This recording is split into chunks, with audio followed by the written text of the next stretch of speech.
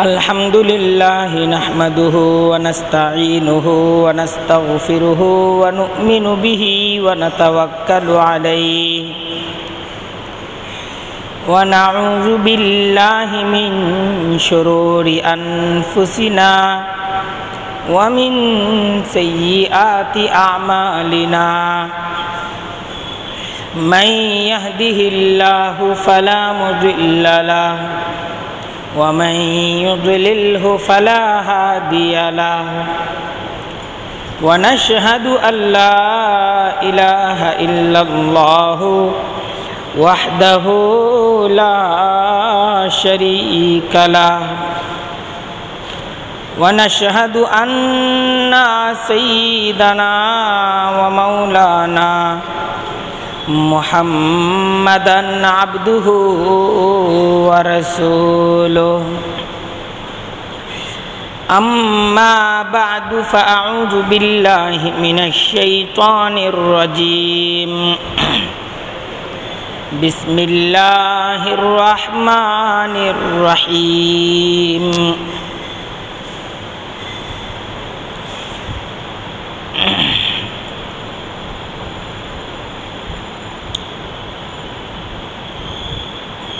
فَإِذَا قَضَيْتُم مَّنَاسِكَكُمْ فَاذْكُرُوا اللَّهَ كَذِكْرِ آبَائِكُمْ أَوْ أَشَدَّ ذِكْرًا فَمِنَ النَّاسِ مَن يَقُولُ رَبَّنَا آتِنَا فِي الدُّنْيَا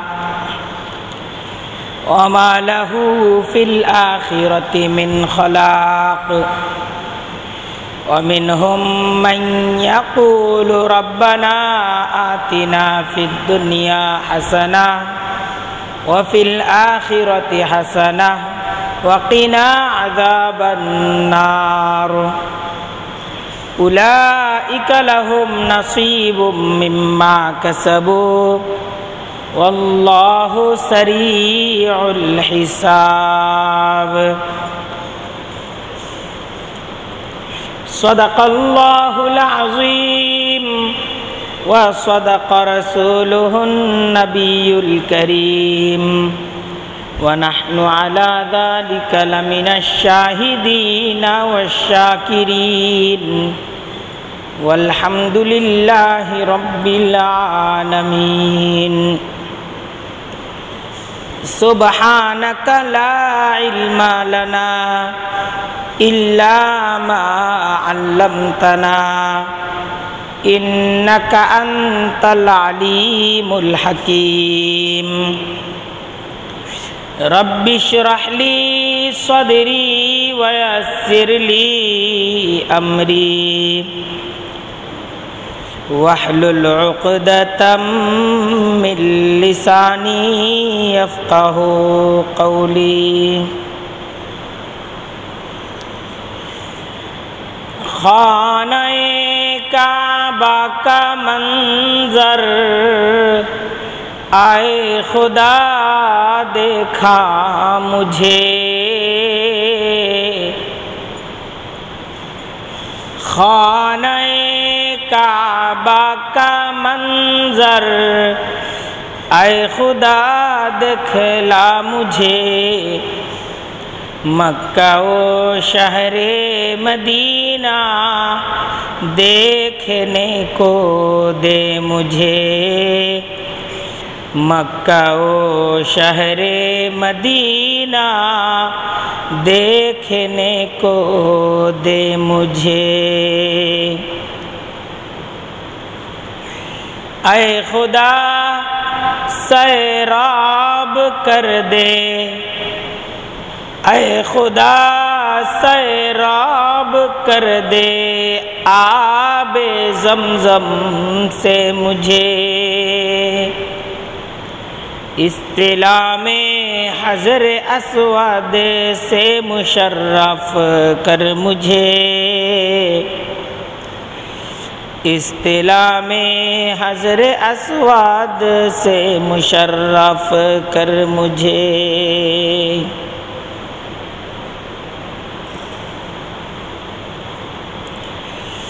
खाने काबा को पहुँचो, फिर आहद ताज़ा करो, जिसमें अंसार और मुहाजिर आहद करते थे तुझे, जिसमें अंसार और मुहाजिर आहद करते थे तुझे।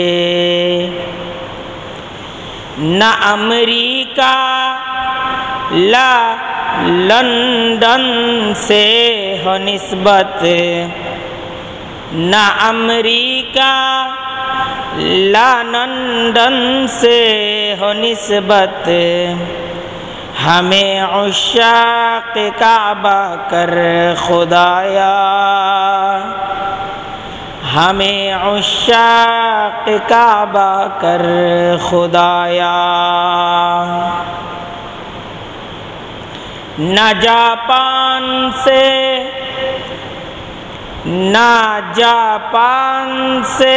न जर्मन से हो उल्फत, हमें मस्ते मदीना कर खुदाया,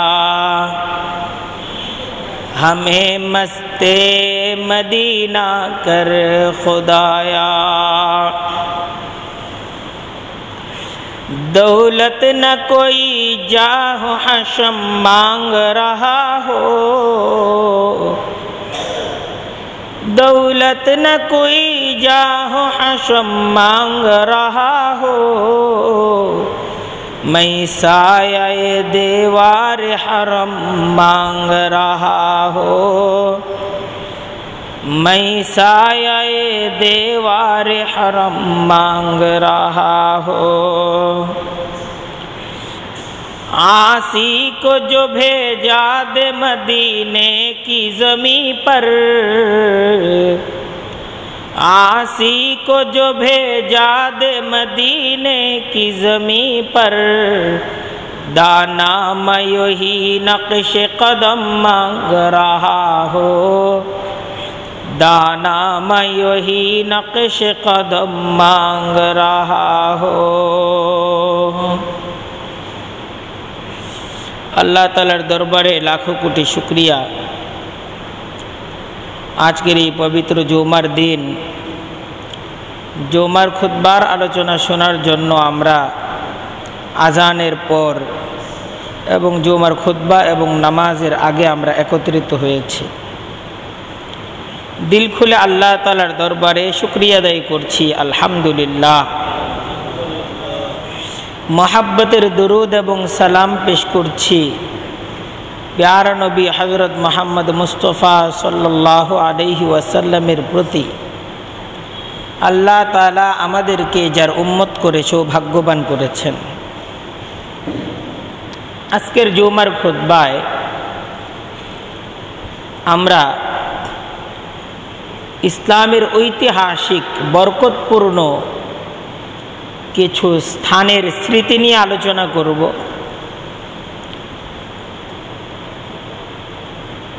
আল্লাহ তাআলার ফরজ বিধান এবং ফজিলতপূর্ণ ইবাদত,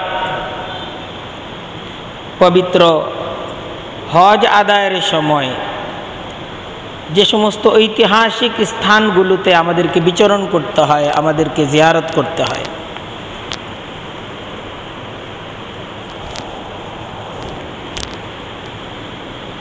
এ সমস্ত ঐতিহাসিক স্থানগুলোর সাথে আমাদের ইবাদতের সম্পর্ক, আমাদের মহাব্বতের সম্পর্ক, আমাদের ধর্মীয় সম্পর্ক, আমাদের ঈমানের সম্পর্ক, এ সমস্ত বরকতপূর্ণ স্থানগুলোর প্রতি মহাব্বত রাখা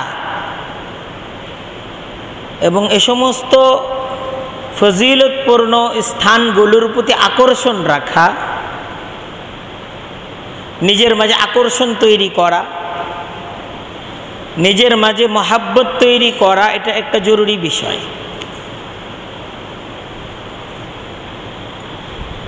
মনের মাঝে যদি এই সমস্ত স্থানগুলোর প্রতি অবহেলা থাকে, মনের মাঝে যদি এ সমস্ত বরকতপূর্ণ স্থানগুলোর প্রতি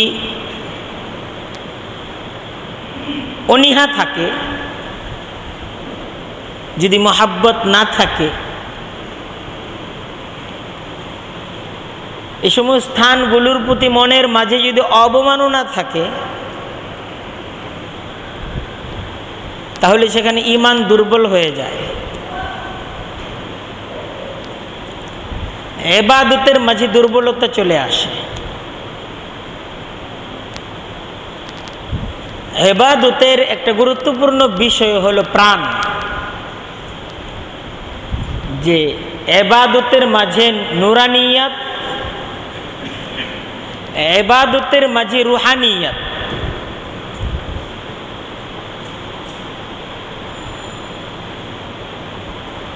যে ইবাদতের মাঝে রূহ আসা,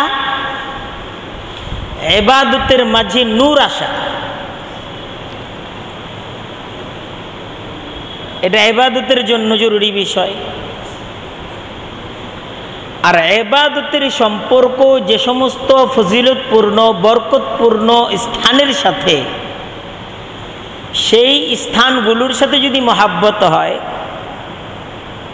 নুরানি সম্পর্ক হয়, রুহানি সম্পর্ক হয়, তখন ইবাদত নুরানি হয়, ইবাদত নুরানি রুহানি হয়।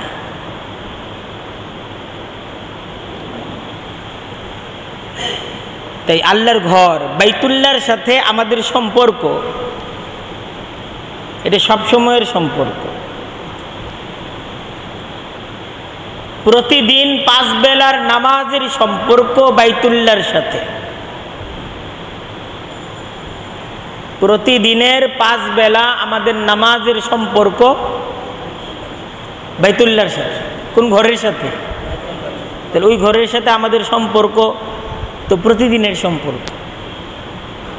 আমাদের সকালের সম্পর্ক, আমাদের দুপুরের সম্পর্ক, আমাদের বিকালের সম্পর্ক, আমাদের সন্ধ্যার সম্পর্ক, আমাদের রাতের সম্পর্ক, আমাদের মধ্যরাতের সম্পর্ক সেই বাইতুল্লাহর সাথে।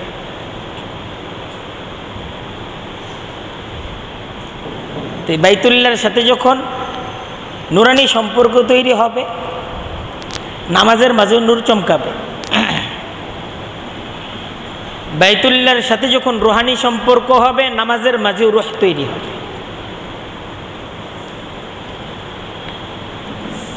তো এই বাইতুল্লাহর সাথে সম্পর্ক, মহাব্বত, আকর্ষণ তৈরি করা চাই।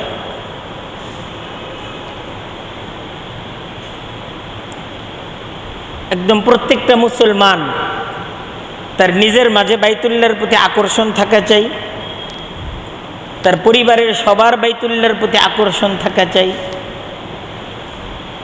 যে এই ঘর আল্লাহর ঘর। আমরা এই ঘরের দিকে ফিরে আমাদের সালাত, আমাদের নামাজকে আদায় করি। আমাদের ইবাদতগুলো এই ঘরকে কেন্দ্র করে হয়। সেই ঘরকে সামনে নিয়ে যদি আমি আমার জীবনের কিছু মুহূর্ত আমি কাটাতে পারি, এটা আমার জীবনের শ্রেষ্ঠতম সৌভাগ্য হিসেবে বিবেচিত।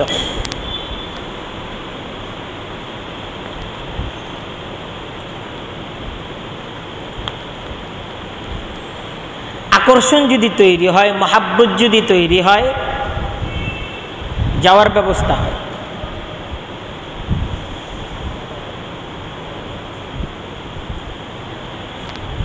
দেখেন, এক তো মক্কা আর আরেক হলো বাইতুল্লাহ।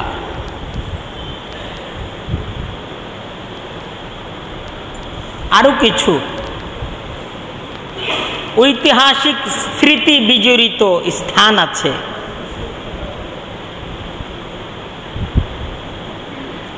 আমাদের যে এই ফজিলতপূর্ণ ইবাদত হজের সম্পর্ক, যে সমস্ত স্থানগুলোর সাথে, এই সমস্ত স্থানগুলোর মাঝে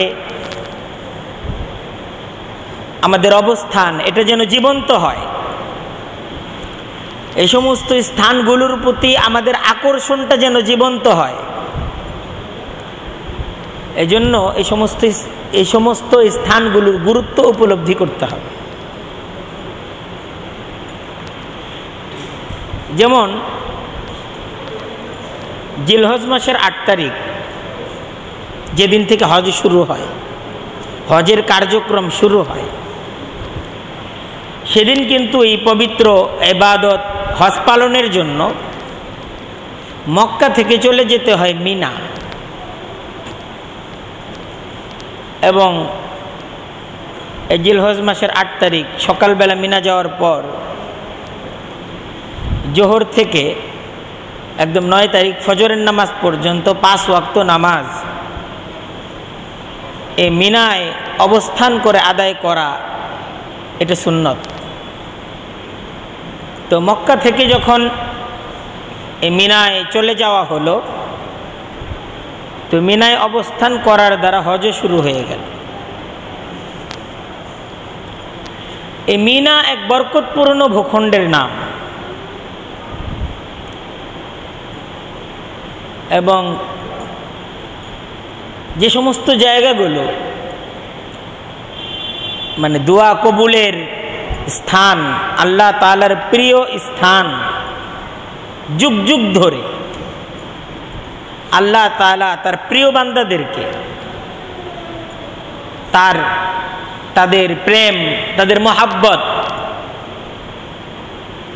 তাদের ইশকে এলাহি, আল্লাহর প্রতি ভালোবাসা, এটাকে প্রকাশ করার জন্য আল্লাহ তাআলা যে জায়গাগুলোকে নির্বাচিত করেছেন, এর মধ্যে নির্বাচিত একটা জায়গা হলো মিনা। তো মক্কা থেকে মিনায় যাওয়ার পথটা হলো দুই পাশেই পাহাড়। মিনার দুই পাশেই পাহাড় না, দুই পাশেই পাহাড়। দেখেন এখানে খুব তাজা একটা উপলব্ধি আমরা আনতে পারি যে ঠিক এই পথ, এই পাহাড়, এই মিনা,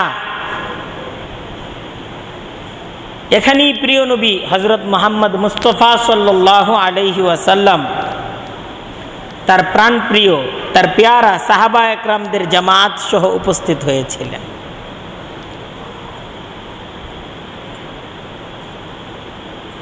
তাই যারা আসলে নবী প্রেমিক, যারা আল্লাহ প্রেমিক, মিনায় যাওয়ার সাথে সাথে তাদের স্মৃতির মাঝে এই বিষয়গুলো ভেসে ওঠে। তারা তো শুধু মিনার দুই পাশের পাহাড়গুলো দেখে না, পাহাড়গুলো দেখার সাথে এই স্মৃতিও তারা তাদের মনের মাঝে তাজা করে।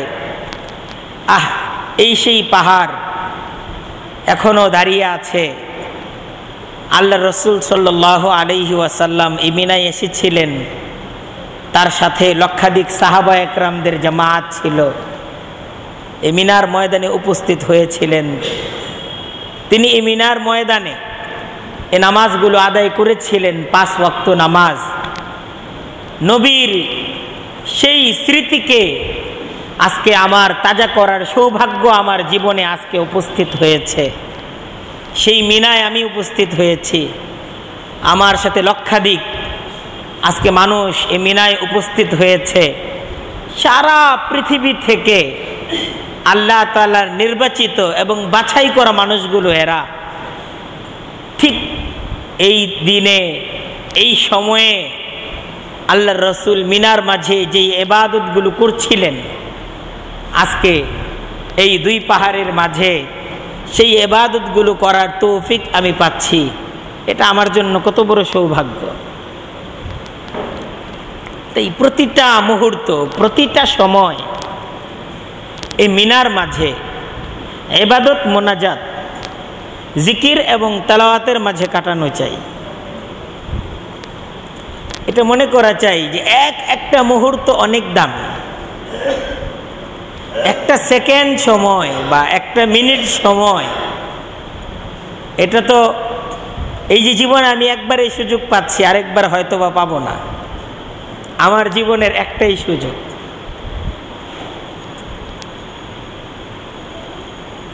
আল্লাহ রসুল সাল্লাল্লাহু আলাইহি ওয়াসাল্লাম তার সাহাবীদেরকে সহ মিনায় এক মসজিদ আছে, মসজিদে খাইফ। এই মসজিদের নিকটে অবস্থান করেছিলেন এবং এই মসজিদেই এই 5 ওয়াক্ত নামাজ তিনি আদায় করেছিলেন। মিনায় যে এই মসজিদে খাইফটা, এটা খুবই বরকতপূর্ণ একটি মসজিদ, যে প্রায় বর্ণনা করা হয় যে 70 জন নবী তাদের কবর আছে এই মসজিদে খাইফকে কেন্দ্র করে। এখানে অন্য আরেকটা বর্ণনায় পাওয়া যায় যে প্রায় 70 জন নবী এই মসজিদে খাইফে নামাজ আদায় করেছেন। আল্লাহ রসুল সাল্লাল্লাহু আলাইহি ওয়াসাল্লাম নিজে এই মসজিদে খাইফে নামাজ আদায় করেছেন। তার সাহাবা একরামদের জামাত সহ মসজিদে খাইফের পাশে তিনি অবস্থান করেছেন এবং মসজিদে খাইফের ঠিক যেই জায়গাটায় আল্লাহ রসুল সাল্লাল্লাহু আলাইহি ওয়াসাল্লাম তিনি নামাজে দাঁড়িয়েছিলেন, সেই জায়গাটাও সংরক্ষিত আছে।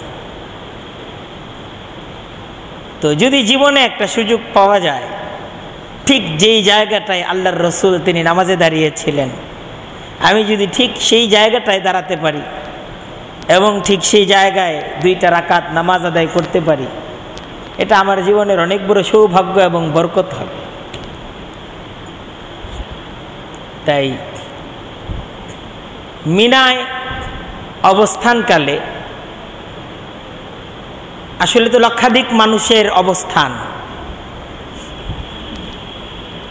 তো এটা খেয়াল রাখা চাই যে আমি আবার তাঁবু থেকে বের হয়ে হারিয়ে যাই কিনা। এটা তো একটা হারিয়ে যাওয়ার ভয় তো আছে, নিজের জামাত থেকে হারিয়ে যাওয়া, একাকী হয়ে গেলে তো তখন অন্যান্য ইবাদত করতেও কঠিন হবে। মসজিদে খাইফটা যদি কাছে থাকে বা কারো সাথে যদি মসজিদে খাইফ এটার জিয়ারা করা যায়, মসজিদে খাইফে যদি 1 ওয়াক্ত 2 ওয়াক্ত নামাজ যদি আদায় করা যায়, এটার জন্য চেষ্টা করা। দেখেন, এই মিনার সাথে অনেক স্মৃতি জড়িত। আল্লাহ রসুল সাল্লাল্লাহু আলাইহি ওয়াসাল্লাম তিনি যখন মক্কায় কঠিনভাবে নির্যাতিত,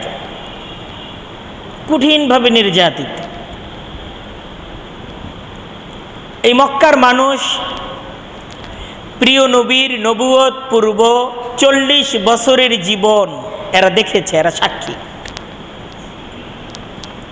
কিন্তু আল্লাহ তাআলা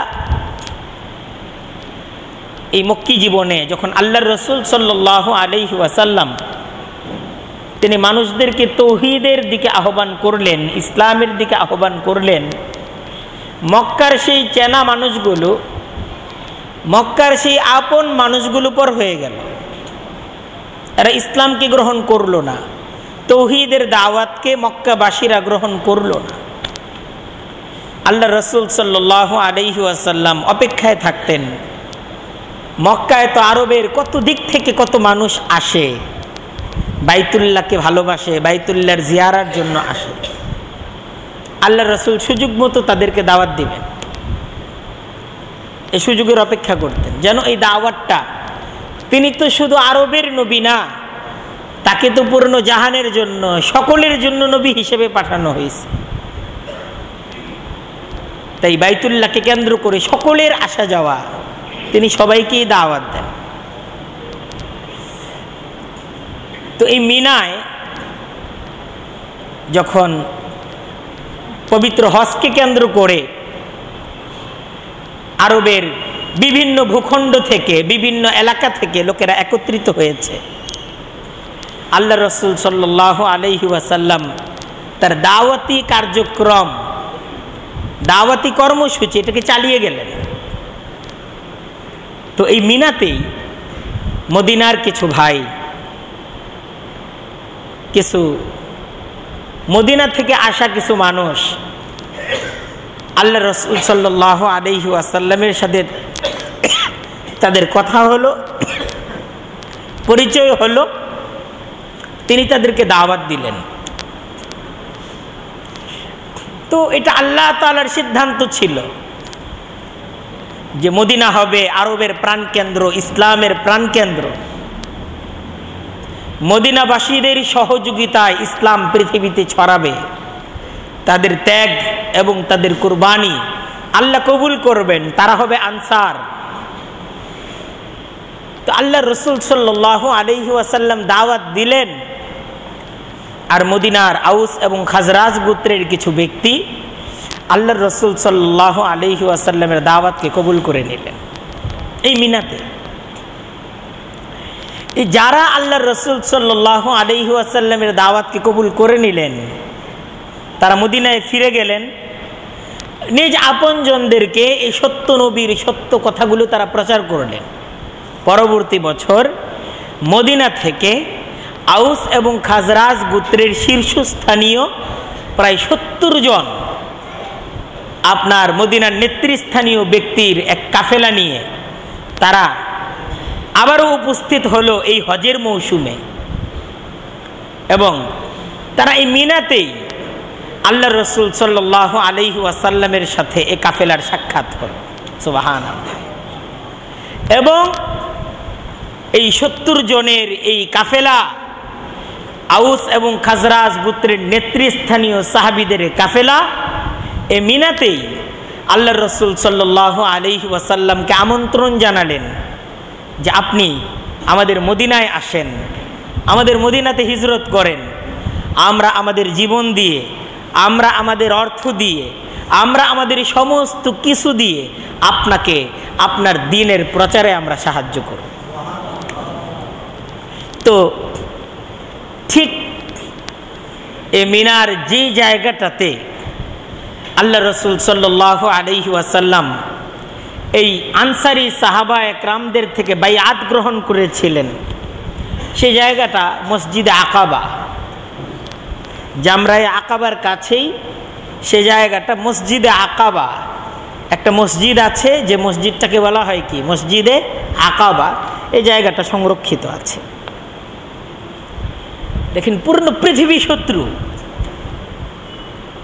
তো এই মানুষগুলো তখন নিজের জীবনকে বাজি রেখে এই সত্যের পথের সাথী হয়েছিল।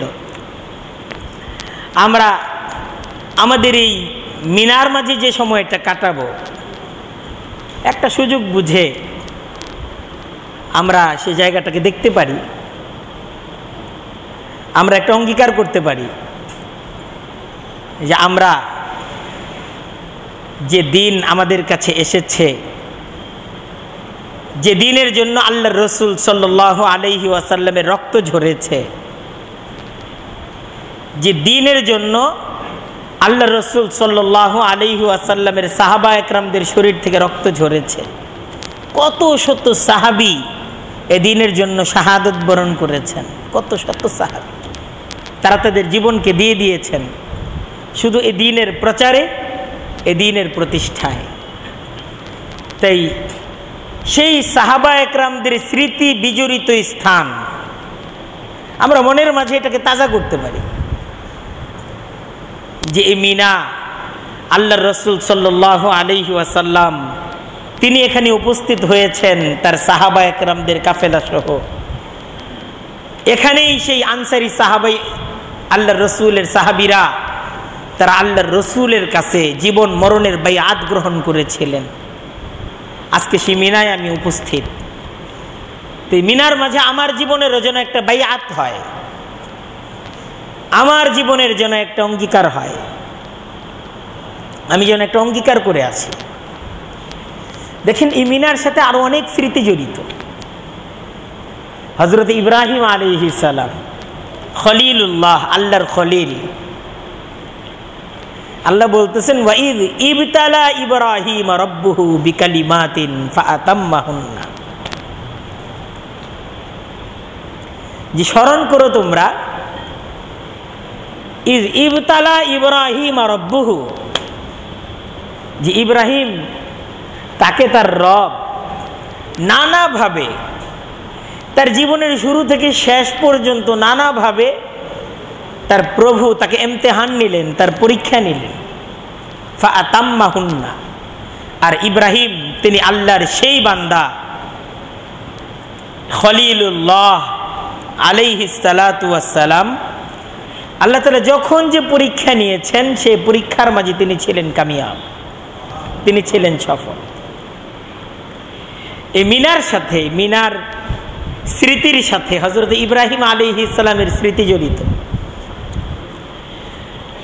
বাইতুল্লাহর সাথে যেমন হযরত ইব্রাহিম আলাইহিস সালামের ত্যাগ এবং কুরবানির ইতিহাস জড়িত। আল্লাহ তাআলার আদেশ হলো তোমার সন্তানকে রেখে আসো সেই জমিনে, গায়রা জি জারইন ইনদা বাইতিকাল মুহাররাম, যেখানে একটা মরুভূমি, চতুর্দিকে পাহাড় আর পাহাড়, সেখানে না আছে পানি, না আছে কোনো খাবার, পানিও নেই, খাবারও নেই, আছে শুধু পাহাড়। এখানে আমি আমার প্রিয় সন্তানকে রেখে যাব, তার খাবারের ব্যবস্থা কোথা থেকে হবে, তার পিপাসার পানির ব্যবস্থা কোথা থেকে হবে, কিছু জানা নেই। কিন্তু রবের হুকুম যে রেখে আসো, কঠিন ত্যাগ এবং কুরবানির বিষয় ছিল। হযরত ইব্রাহিম আলাইহিস সালাম একটা সময় তার ছেলে যখন বড় হলো, তাকে নিয়ে বাইতুল্লাহকে নির্মাণ করলেন। ইয়ারফাউ ইব্রাহিম আল কাওয়াইদা মিনাল বাইতি ওয়া ইসমাঈল, হযরত ইব্রাহিম তার সাথে ছেলে ইসমাইলকে নিয়ে বাইতুল্লাহর ভিতকে নির্মাণ করলেন। আল্লাহ বললেন এখানে ঘর নির্মাণ করো, ঘর নির্মাণ করলেন। তারপর দোয়া করলেন রব্বানা তাকাব্বাল মিন্না, যে হে পরওয়ারদিগার, বাবা এবং ছেলে যে কাজটাকে করলাম, আমরা তো আমাদের মেহনত করেছি, তুমি আমাদের এই মেহনতকে কবুল করে নাও। ইন্নাকা আনতাস সামিউল আলিম, তুমি তো সব শুনো, সব তুমি জানো। দোয়া করলেন।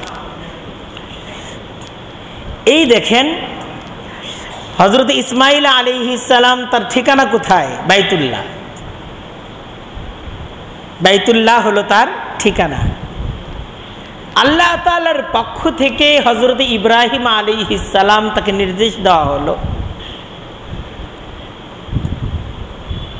যে ছেলেকে একটু কুরবানি দেওয়া হয়েছে, যে ছেলেকে ঠিক সেই মরুভূমিতে রেখে আসার কুরবানি।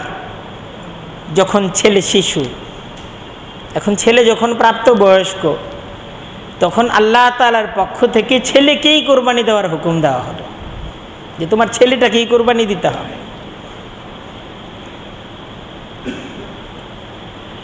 ক্বালা ইয়া বুনাইয়া ইন্নী আরা ফিল মানাম আন্নী আযবাহুকা ফানজুর মাযা তারা।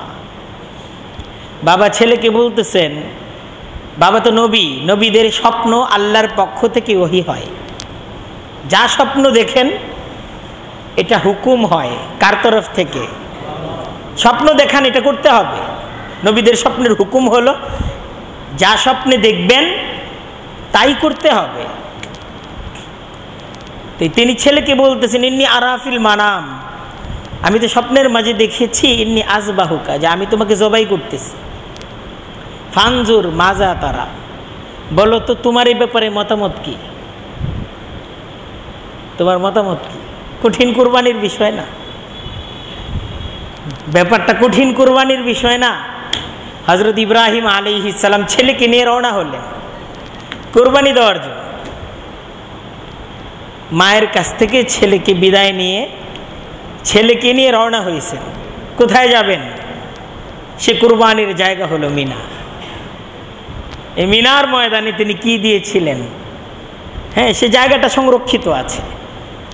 ওই জায়গাটা আমাদের কোনো ইবাদতের জায়গা না, এটা একটা স্মৃতির জায়গা। সে জায়গাকে কেন্দ্র কোনো ইবাদতের ঘোষণা দেওয়া হয় নাই। ইবাদত তো বাইতুল্লাহকে কেন্দ্র করে। সে জায়গার আলাদা কোনো ফজিলতের কথাও আসে নাই, কিন্তু মিনার সাথে সেই স্মৃতির সম্পর্ক আছে। হযরতে ইব্রাহিম আলাইহিস সালাম হযরত ইসমাইল আলাইহিস সালামকে যে জায়গাটাতে তিনি কুরবানি করার জন্য যে জায়গাটাকে নির্বাচন করেছিলেন, সেই জায়গাটা এই মিনার ময়দানে কি আছে? সংরক্ষিত আছে। সেখানেও একটা মসজিদ আছে। সেখানেও একটা মসজিদ আছে। তাই যে সময়টা মিনার মাঝে কাটাবো সে সময়টাই এই সমস্ত স্মৃতিগুলোকে তাজা করব, যে এই মিনার সাথে সম্পর্ক, আমার প্রিয় নবী খোদার পেয়ারা হাবিব নবী মুহাম্মদুর রাসূলুল্লাহর হিজরতের সম্পর্ক এই মিনার সাথে, আনসারি সাহাবা একরামদের বাইআতের সম্পর্ক এই মিনার সাথে, এই মিনার সাথে। তো মিনায় যাব, ফের আহাত তাজা করো, আর এই অঙ্গীকারকে তাজা করব যে অঙ্গীকার করেছিল কারা? আনসারীরা, যে আমরা এই দিনকে সাহায্য করব। जिसमें अंसार व मुहाजिर, जिसमें अंसार व मुहाजिर आहत करते थे तुझे, আনসার এবং মুহাজিররা যেখানে এসে অঙ্গীকারে আবদ্ধ হতো, এই সেই মিনা। তাই একদম প্রত্যেকটা মুহূর্ত এখানে নিজেকে কোরবানি করা চাই, এখানে কোরবানি করা চাই। আসলে কষ্ট হবে, লক্ষ লক্ষ মানুষ, কষ্ট হবে। তো মিনায় যাওয়ার উদ্দেশ্য নিজেকে কোরবানি করা, যে আমি এখানে কষ্ট করার জন্য যাচ্ছি, ত্যাগ এবং কুরবানির জন্য যাচ্ছি, আরাম করার জন্য যাচ্ছি না। আমার কুরবানি যদি আল্লাহর কাছে কবুল হয় তাহলে আমার এই জীবন সফল হয়ে গেল। আমার শরীর থেকে একটু ঘাম ঝরবে, আমার শরীর থেকে একটু ঘাম ঝরবে এই মিনার ময়দানে। আমার উত্তপ্ত গরমে আমার শরীরের এক ফোঁটা ঘাম যদি মিনার ময়দানে পড়ে, এই মিনা তো সেই মিনা যেখানে আল্লাহর রাসূল সাল্লাল্লাহু আলাইহি ওয়াসাল্লাম তার চোখের পানিতে তিনি বুক ভাসিয়েছেন। মিনার ময়দান তার চোখের পানিতে সিক্ত হয়েছে।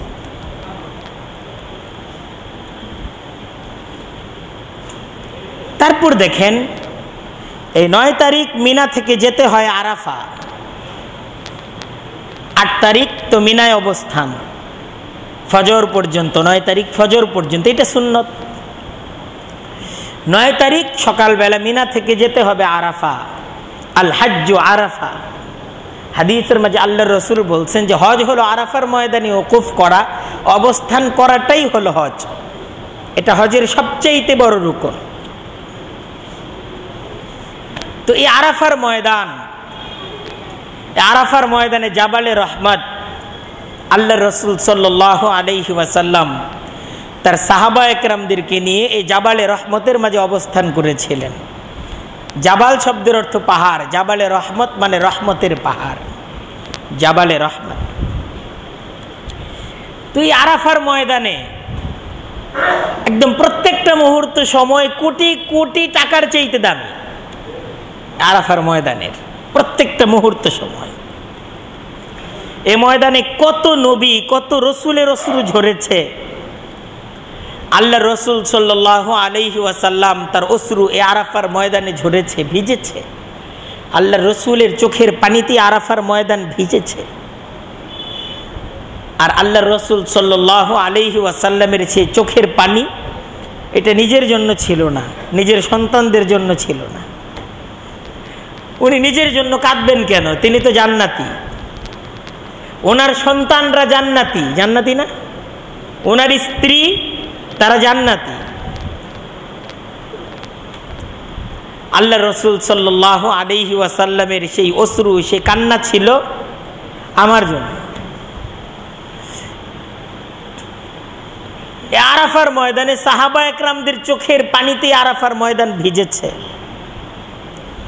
সকল যুগের আল্লাহ প্রেমিকদের চোখের পানি, একদম আল্লাহ তাআলার বাছাই করা বান্দাদের চোখের পানি, এই আরাফার ময়দান সে চোখের পানিতে ভিজেছে। প্রতি বছর কত কত মানুষ তারা আল্লাহ তাআলা তাদেরকে বাছাই করে এই আরাফার ময়দানে নিয়ে যান। এরা আল্লাহর বাছাই করা মানুষ। তো তাদের পবিত্র সেই চোখের পানির সাথে আমার 2 ফোঁটা চোখের পানি যদি আরাফার ময়দানে আমি ফেলতে পারি, আর আমার চোখের পানিটা যদি সেই পানিগুলোর সাথে এই আরাফার ময়দানের এই পাথরের সাথে, আরাফার ময়দানের এই জমিনের সাথে যদি মিশে যায়, এটা আমার জন্য সৌভাগ্য। আল্লাহ রসুল সাল্লাল্লাহু আলাইহি ওয়াসাল্লাম হাদিসের মাঝে বলছেন, ফাইনলাম তাবকু, দেখো যদি কাঁদতে না পারো ফাত্তাবাকু, তাহলে কাদার ভান করো। সুবহানাল্লাহ। দুনিয়ার মানুষ এরা যদি অভিনয় করে আমরা বিরক্ত হই। আল্লাহর রসুল আমাদেরকে শিক্ষা দিচ্ছেন যে এই জায়গায় পারলে অভিনয় করো, অভিনয় করে হলেও কাঁদো। অভিনয় করে যদিও কাঁদতে পারো, এখানে কত মানুষ তার মনের আবেগে, কত মানুষ আল্লাহ প্রেমে তার চোখের পানিতে বুক ভাসাচ্ছে, আরাফার জমিন ভাসতেছে। আল্লাহ সবার মাঝে তোমাকে শামিল করে নেবে। তো এই আরাফার ময়দান, এখানে প্রাণ ভরে দোয়া করা চাই, নিজের জন্য দোয়া করা চাই, উম্মার জন্য দোয়া করা চাই, সারা পৃথিবীর মুসলমানদের জন্য দোয়া করা চাই, এবং সকল মানুষের হেদায়েতের জন্য দোয়া করা চাই। আজকে পৃথিবীতে যারা বলে যে আমরা মুসলমান না, তারা তো আমার নবীরই উম্মত। যারা আজকে পৃথিবীতে যারা আল্লাহর ইবাদতকে বাদ দিয়ে যারা মূর্তির উপাসনা করছে, যারা আগুনের উপাসনা করছে, এরাও তো আমার নবীরই উম্মত। এরা কার উম্মত? আমার নবী সকল মানুষের নবী না? তাই সকল মানুষ আমার নবীরই উম্মত। এই সমস্ত মানুষ আজকে বিভ্রান্ত, এদের হেদায়েতের জন্য দোয়া করা চাই। এটা আরাফার ময়দানে যতটুকু সময় আমি অবস্থান করছি, এই সময়টা আমার জীবনের সবচেয়ে মর্যাদাপূর্ণ, সবচেয়ে দুর্লভ, আমার জীবনের সবচেয়ে আপনার ইম্পর্টেন্ট সময়। আমার জীবনের এটা এমন সময়, জীবনে ইতিপূর্বে এই সময়টা আমি পাই নাই, ভবিষ্যতের জীবনেও এই সময়টা আমি আর পাবো কিনা জানি না।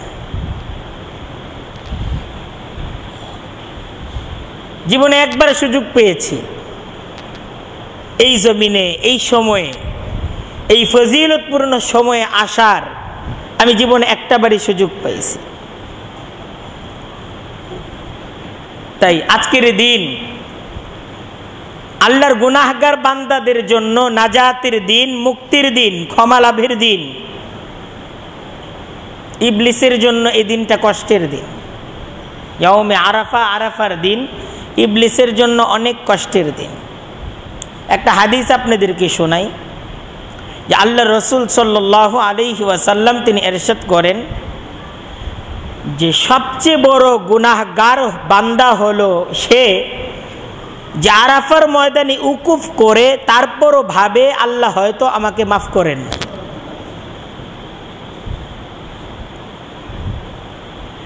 হাদিসটা আরেকবার শোনাই যে আল্লাহ রসুল সাল্লাল্লাহু আলাইহি ওয়াসাল্লাম তিনি ইরশাদ করেছেন যে সবচেয়ে বড় গুনাহগার বান্দা হলো সে যে আরাফার ময়দানে অবস্থান করে তারপর আবার মনে করে আল্লাহ হয়তো আমাকে ক্ষমা করেন নাই। আল্লাহু আকবার। আচ্ছা, এই হাদিস এটা আমাদের জন্য কত বড় খুশির সংবাদ! এর চেয়ে বড় খুশির সংবাদ হতে পারে না।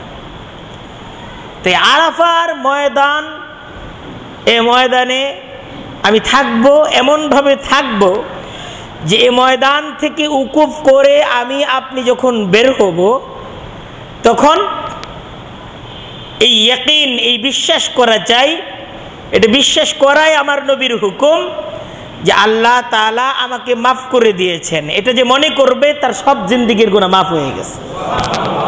এটা যে মনে করবে তার গুনাহ মাফ হয়ে গেছে। এটা মনে করতে পারবো না আমরা? গুনাহ মাফ হয়ে গেছে। তাই এটা তো প্রত্যেকটা মুমিনের কল্পনার মাঝে থাকা চাই যে আমি তো গুনাহগার, জীবনে অনেক পাপ করছি, আমার যা সাধ্য আছে, আমার যে সাধ্য আছে, আমি একটাবার যদি ইয়ৌমে আরাফায়, আরাফার ময়দানে, আল হাজ্জু আরাফা, আমি যদি থেকে আমি যদি একটু একটাবার আল্লাহকে বলতে পারি, আল্লাহ আমার মনে হচ্ছে আপনি আমাকে মাফ করে দিছেন, এটা জীবনের কত বড় সৌভাগ্য। আরাফার ময়দানে মসজিদে নামিরা,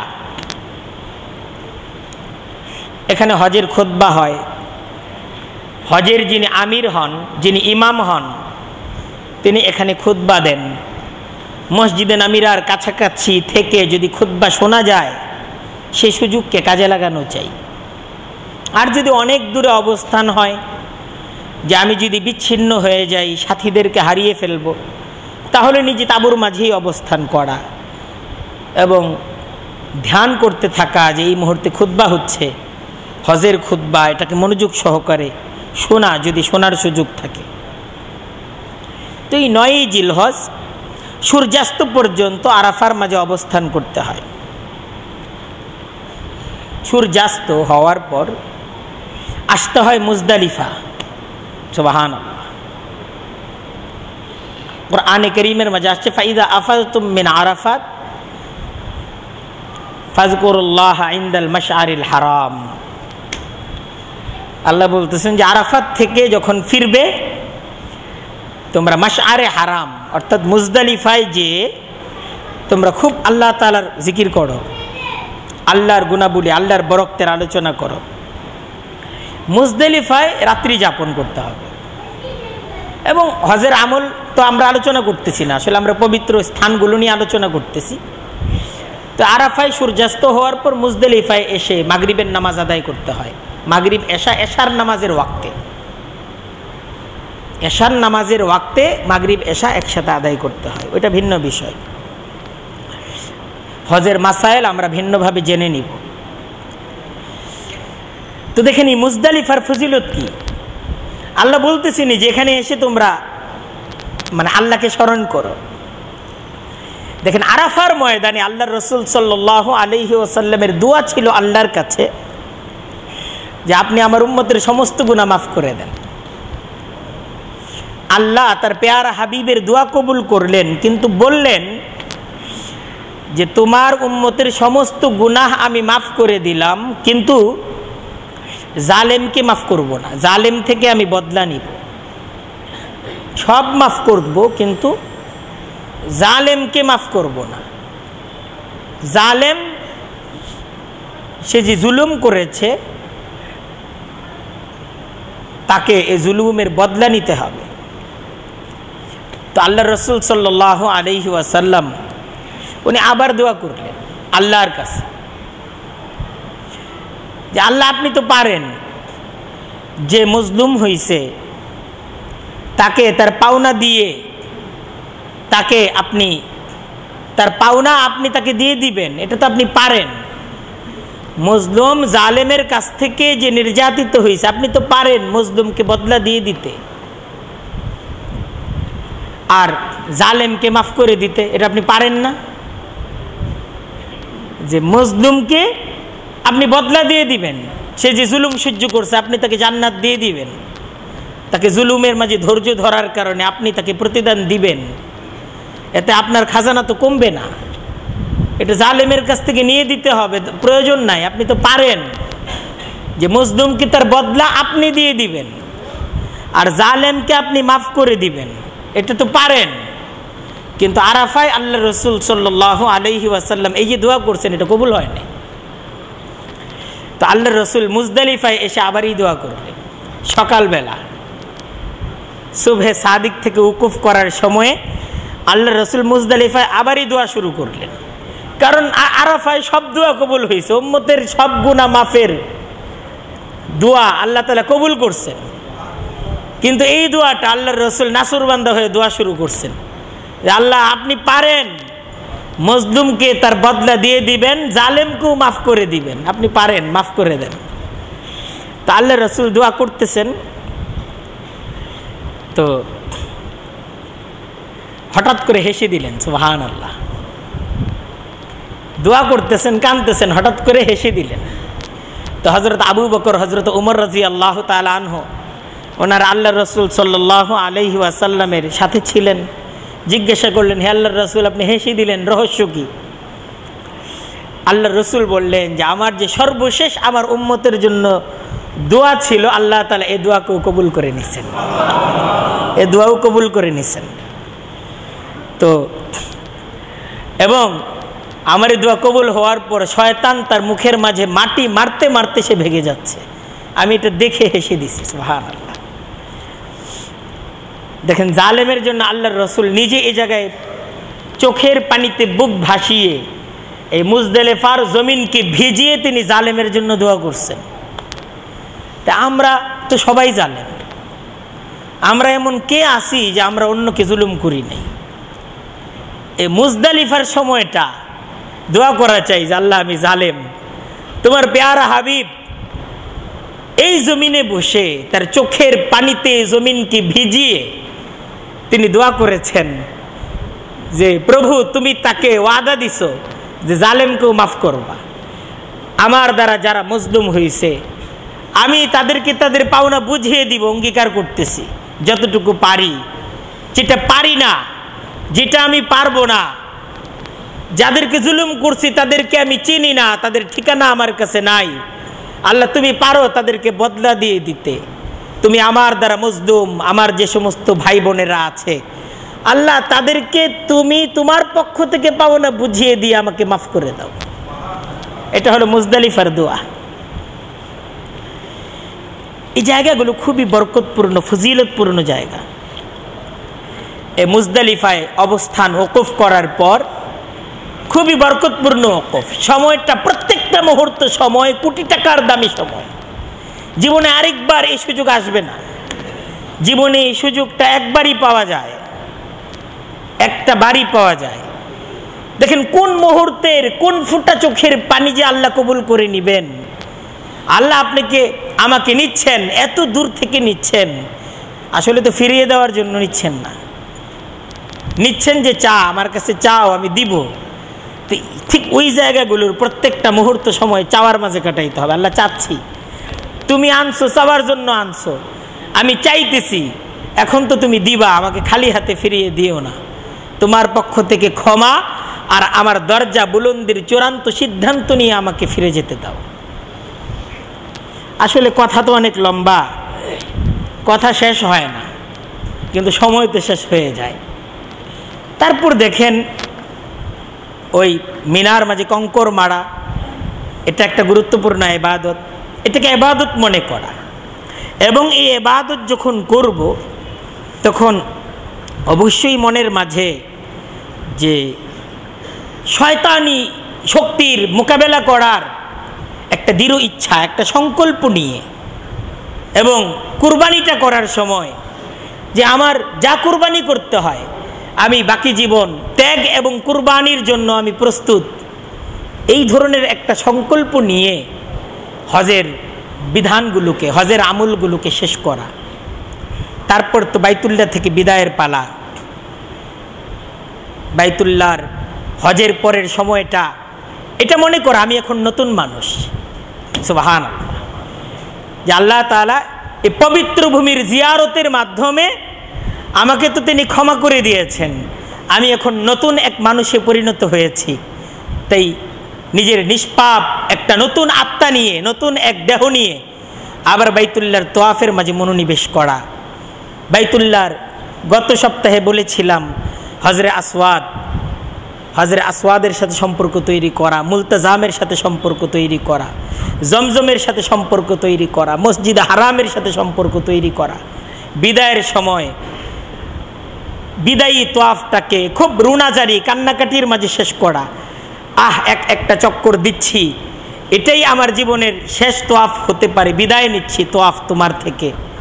হজরে আসওয়াদের দিকে তাকিয়ে তাকে পারলে চুমু দেওয়া, অন্যথায় দীর্ঘ সময় তাকিয়ে থেকে তার থেকে বিদায় গ্রহণ করা। মুলতাজামে বুক লাগানো, অন্যথায় তার দিকে তাকিয়ে থেকে দূর থেকে তার থেকে বিদায় গ্রহণ করা। জমজম থেকে বিদায় গ্রহণ করা, জমজমকে পেট ভরে পান করা, আর জমজমকে বলা, জমজম তোমার থেকে বিদায় নিচ্ছি, জীবনে সুযোগ আরেকবার আমার জীবনে নাও আসতে পারে। তারপর মাতাফ থেকে বিদায় নিয়ে মসজিদে হারাম দীর্ঘ সময় তাকিয়ে থাকা, দূর থেকে বাইতুল্লাহ যত দূর থেকে দেখা যায়, বারবার ফিরে ফিরে বাইতুল্লাহর দিকে তাকানো, যে বিদায় নিচ্ছি বাইতুল্লাহ, কিন্তু ফিরে যেতে মন তো তোমার থেকে ফিরে যেতে চায় না। বাইতুল্লাহকে বলতে থাকা, আবারও আমাকে আসার সুযোগ দিও তোমার কাছে। মসজিদ হারাম থেকে বিদায় নেয়া এবং মক্কা থেকে বিদায় নিয়ে একটা অশ্রু ভেজা মন নিয়ে, একটা পবিত্র শরীর নিয়ে, পবিত্র একটা আত্মা নিয়ে এবং আগামী দিনের জন্য একটা সুন্দর জীবনের কল্পনা নিয়ে আমরা আবার বাইতুল্লাহ থেকে নিজের ঘরে ফিরে আসব। এরকম সংকল্পের ভিতর দিয়ে বাইতুল্লাহর সফর আল্লাহ যাদেরকে সুযোগ দিয়েছেন আমরা করার চেষ্টা করি। যারা সুযোগ পায়নি তারা নিয়ত করি ইনশাআল্লাহ। নিয়ত আছে না ইনশাআল্লাহ? সবাই নিয়ত করি, আল্লাহর কাছে প্রার্থনা করি, আল্লাহ বাইতুল্লাহর জিয়ারত, মসজিদে হারামের জিয়ারত, মিনা, মুজদালিফা, আরাফার জিয়ারত, আল্লাহ সেখানে পূর্ণ ঠিক যেভাবে থাকা দরকার সেইভাবে থেকে প্রত্যেকটা পবিত্র স্মৃতিগুলোকে নিজের মনের মাঝে তাজা করে আল্লাহ এই পবিত্র হজ্জে বাইতুল্লাহর এই সফর আমাদের জন্য আল্লাহ তুমি তৌফিক দান করো। ওয়া আখিরু দাওয়ানা আনিল হামদুলিল্লাহি রাব্বিল আলামিন।